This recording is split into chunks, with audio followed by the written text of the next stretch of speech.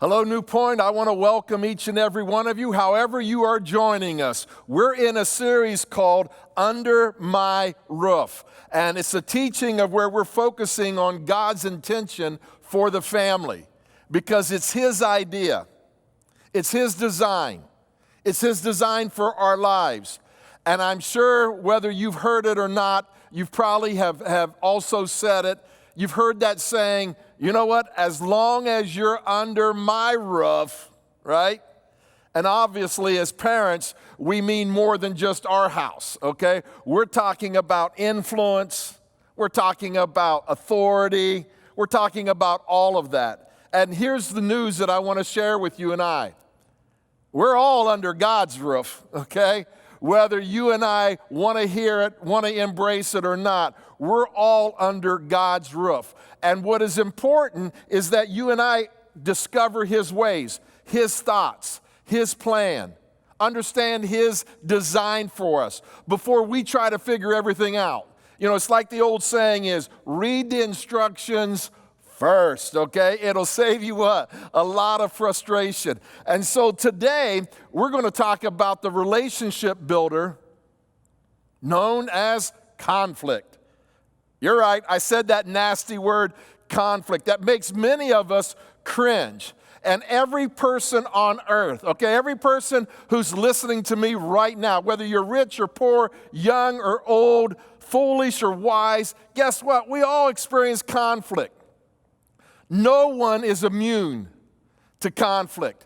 Matter of fact, every healthy relationship has their share of conflict. And you might be a little bit naive. You might think that my family, Patty and my family, that we have no conflict.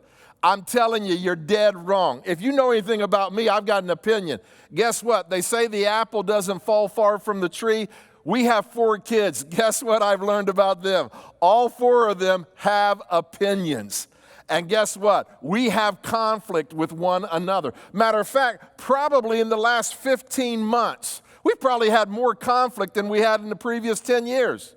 And I think some of that contributes to just the COVID environment. You know, it's put all of us a little bit more on edge. And no doubt at your home, or maybe at your workplace, you're finding that there's a little bit more conflict than there used to be.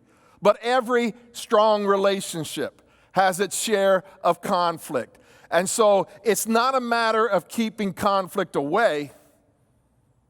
Okay, that's how you and I grow. It's a matter of how you and I approach it, how you and I handle it. And so for us to be able to handle it correctly and manage it correctly and approach it in the right way, we have to understand some trigger points because we have trigger points in my home and I'm sure you do at your home as well, okay? So let me give you some trigger points here today. One would be money, right? I mean, finances is at the top of the list of causing conflict, whether it's in a marriage or whether it's in a family. Maybe the lack of it or how you're spending it.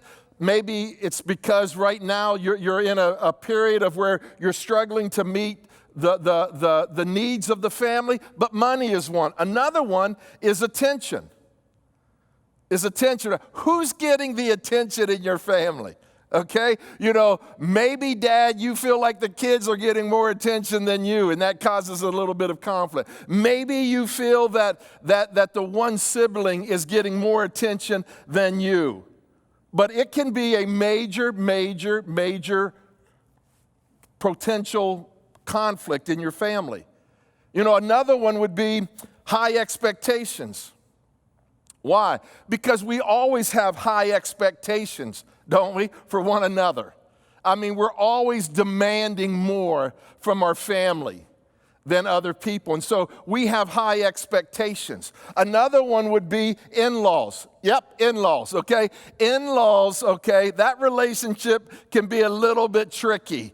You know, like where are you going to spend Thanksgiving? Where are you going to spend Christmas? When are you going to be able to come over to our house and we get to see the kids, all right? And then also just communication. Communication. You know, how you and I talk to one another, whether it's a lack of respect, a lack of gratitude, taking things for granted, feeling entitled. All of these things here, money, attention, high expectations, in-laws, communication, all of these behaviors can erode a relationship over time. And so here's the question, all right? What separates those who successfully navigate conflict from those who find themselves continually being hindered by conflict, and it undermines their relationship? You know, I believe that it comes down to posture and intention. In other words, it's how I approach it with my attitude and my heart. You see, the greatest impact on your ability and my ability to manage conflict in a healthy way is that we have to go in with the right kind of mindset.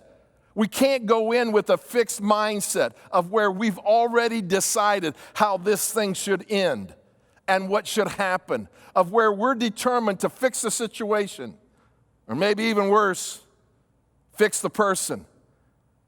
And the intent is it just simply has to go my way.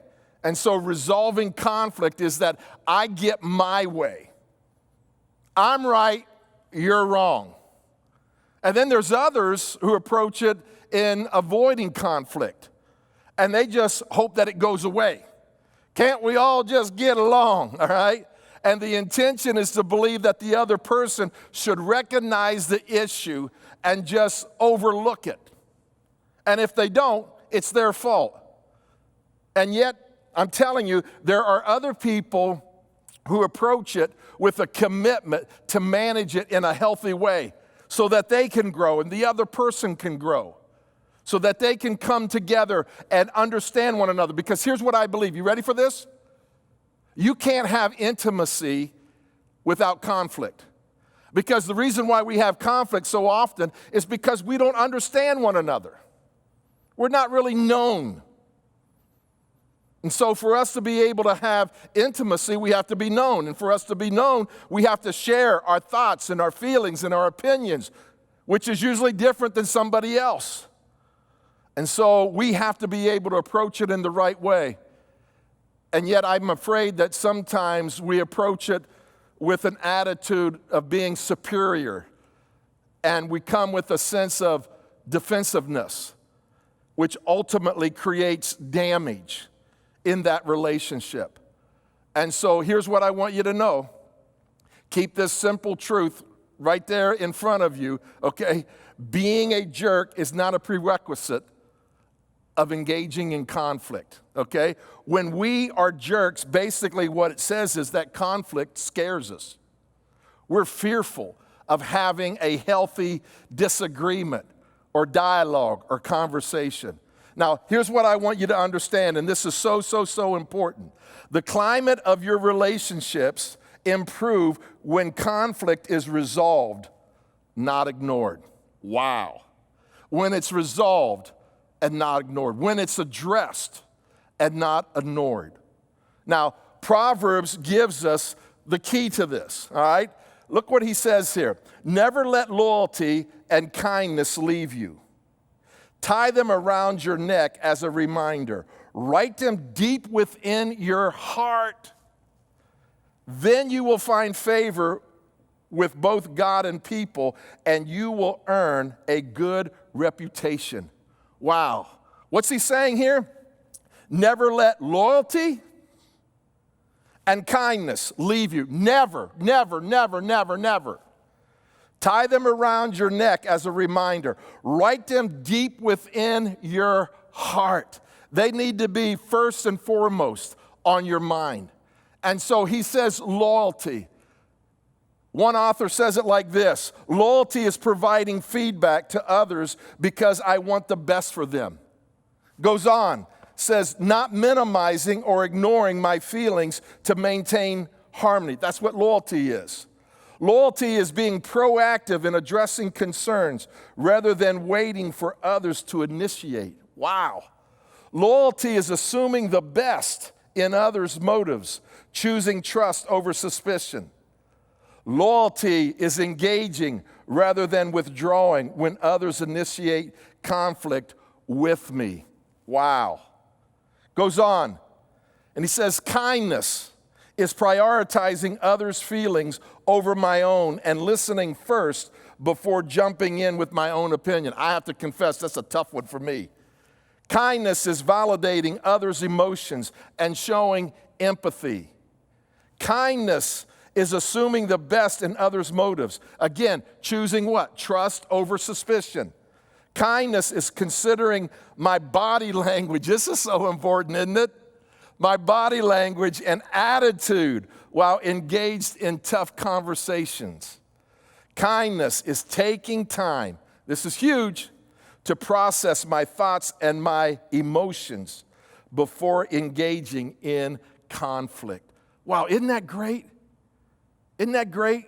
You see what happens is, to handle conflict correctly, we have to be loyal and we have to be kind. Back to what Solomon says, never let loyalty and kindness leave you. Tie them around your neck as a reminder. Write them deep within your heart. Why? He says, then you will what? Then you will find favor. How do you find favor? By being loyal, by being kind. You'll find favor both with God and people, and you will earn a what? A good reputation. So what's the two critical qualities that you and I need to have? We need to have loyalty, and we need to have kindness. And what happens is, if you and I will find loyalty and kindness and write them upon our heart, it will do wonders for you and I in managing conflict. Now, I want to give you some ways in which you and I can live this out in a practical way, all right, in your home. And not only in your home, but in any relationship that you have, whether it's at work or maybe with your boyfriend, your girlfriend. So let's look at them, all right? Conflict essentials is trust. That's the first one. Establishing trust begins with love. Now listen to me. Love that's not based on an emotion. I'm talking about agape love. I'm talking about unconditional love. That is the only type of love that's not based on emotion. And it must serve as your thermostat in all of your relationships, in your marriage, in your home, at your workplace. You see, trust always believes in the best intentions of the other person, as opposed to distrust, which is always thinking that there's a hidden agenda and there's another reason for this conflict.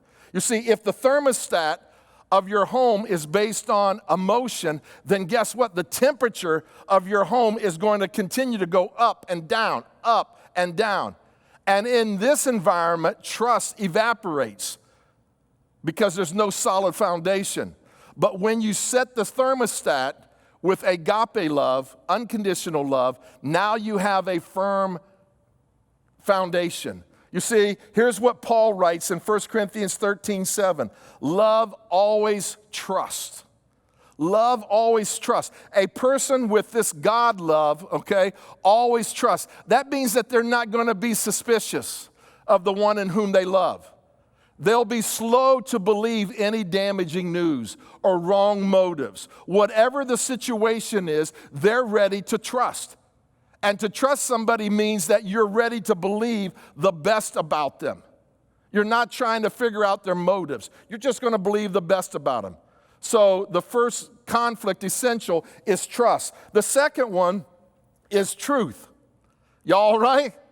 Y'all okay? Truth. Yeah, you got to have truth. And speaking the truth in every relationship is essential, whether it's in your marriage, whether it's with your kids, whether it's with your mom and dad, whether it's with a coworker. Listen, lies will only undermine the trust that you've worked so hard to establish and develop. Ephesians talks about this in Ephesians 4:15. Instead, speaking the truth in love, we will grow to become, in every respect, the mature body of Him, referring to Jesus, who is the head, that is Christ. So the only way that you and I are going to grow and become mature is if somebody speaks the truth to us. And so we have to have people who will speak the truth to us that we trust. Now, truth without grace is mean, but grace without truth is meaningless.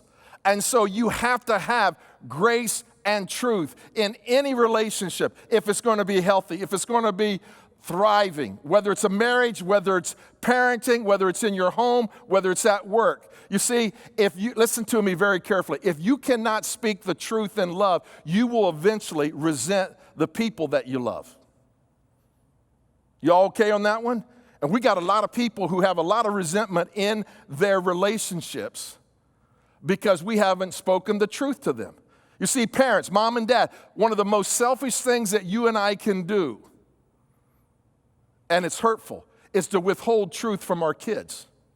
You know, we live in a culture where we're obsessed with being liked. And as a parent, mom, dad, you cannot trade truth for being liked. In the end, what happens is you will be despised by all if you and I hold back the truth. Not as a club, but in love. Let me give you another one, and that is tone. Tone is so important. Now, I have to work on this one, okay? Because I can say the right thing sometimes in not the right tone. And tone is all about how you share the truth, how you speak the truth. Paul says it like this. He says, speaking the truth in what? In love. Love is patient. Love is kind. And so we must speak the truth, but it must be in the tone of love. Listen, tone always dictates how a conversation will go and how it will end up. The tone of connection will always outpace the tone of correction. Did you get that?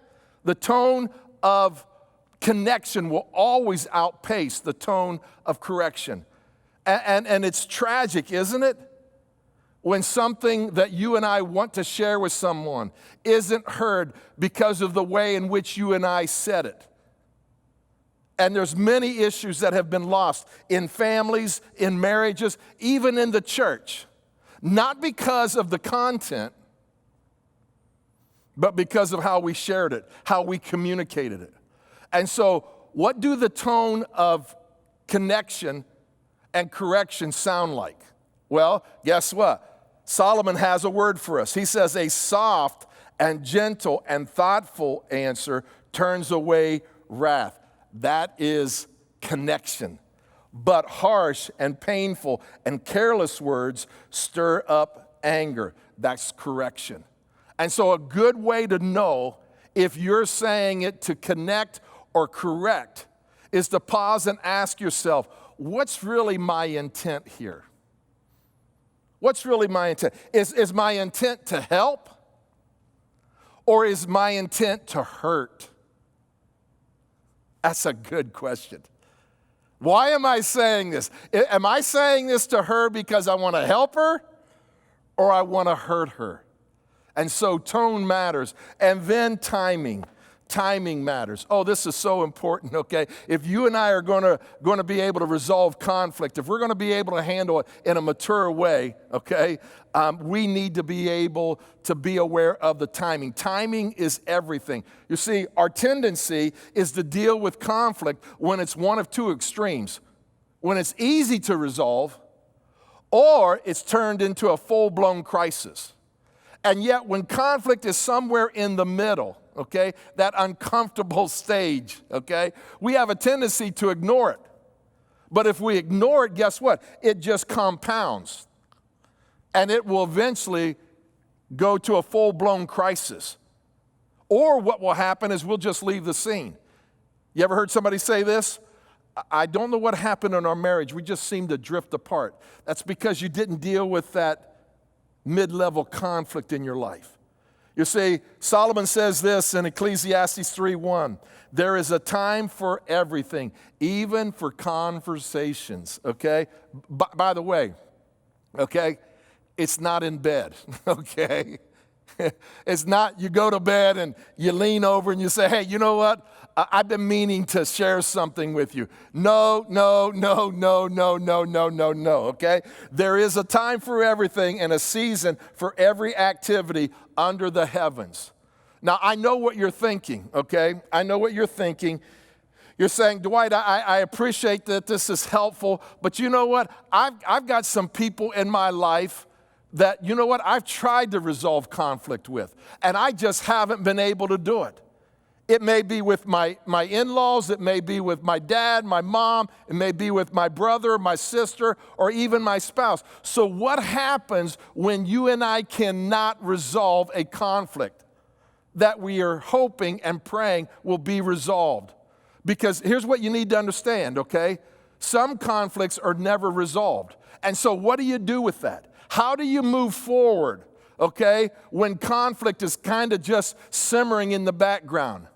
And I believe that it's so important that you and I understand it, because it's healthy to have conflict, okay?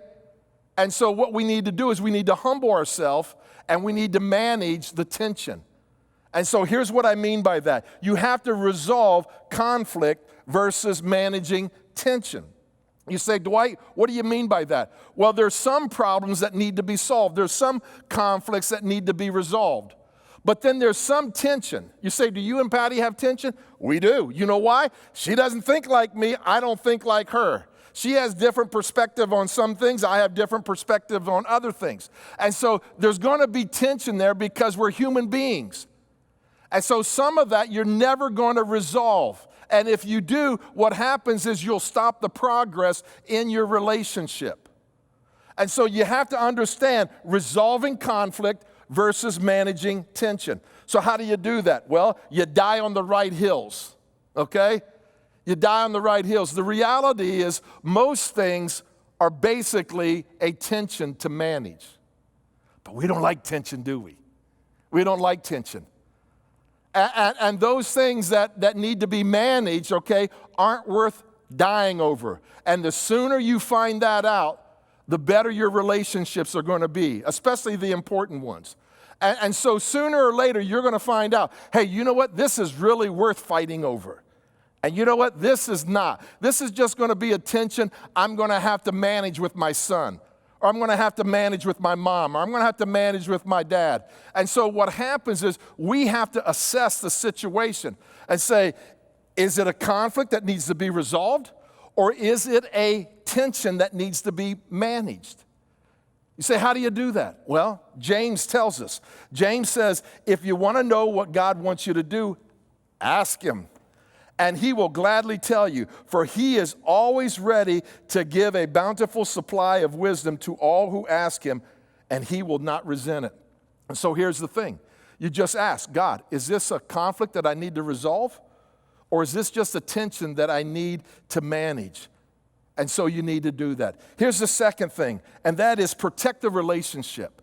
Protect the relationship. How do you protect the relationship? Are you asking more questions, or are you making more statements? Is your goal to understand or to be understood? Sometimes a conflict will arise out of something that's just a misunderstanding. And it has the potential to jeopardize the relationship.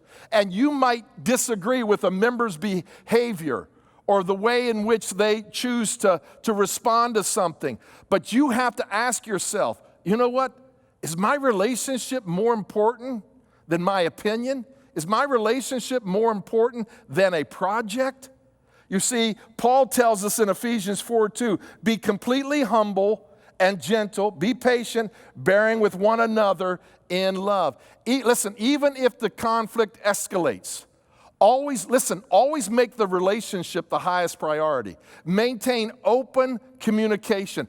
Don't burn your bridges. Prioritize the relationship. And then third is set clear boundaries. Sometimes you just have to set clear boundaries. Here's what Jesus said. All you need to say is simply yes or no. Anything beyond this comes from the evil one. So what is a boundary? A boundary is saying this is okay and this is not okay. And so sometimes you just have to say, hey, you know what?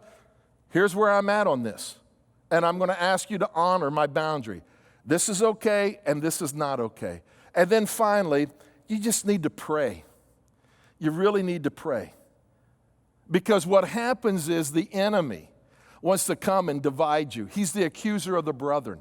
He's going to point out all these differences in your life with one another, and you need to pray. Jesus said it like this. He said, pray for those who mistreat you. And many times, guess what?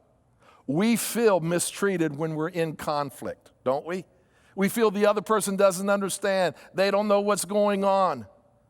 And so we need to pray for them that God will help them to understand our point of view, but we need to pray for ourselves that we'll have patience and love and grace and understand where they're coming from. And so you trust God and you maintain an open spirit, an open heart.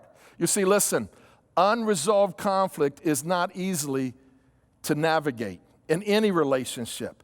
And I trust that these things that I'm sharing with you today will help you to be able to reframe the conflict and to be able to understand it. Because here's what I know, okay? Make every effort to keep the unity of the Spirit through the bond of peace. I have to make the effort. I can't take a passive view of the conflict that's going on in my life. I have to make every effort to be able to do what? To look for peace, to look for common ground, to be able to be open and receptive. Now, again, you're not going to resolve every conflict, but here's the important thing. Reconciliation means that you reestablish the relationship. That means that you prioritize that relationship, okay? Resolution means that you solve every issue.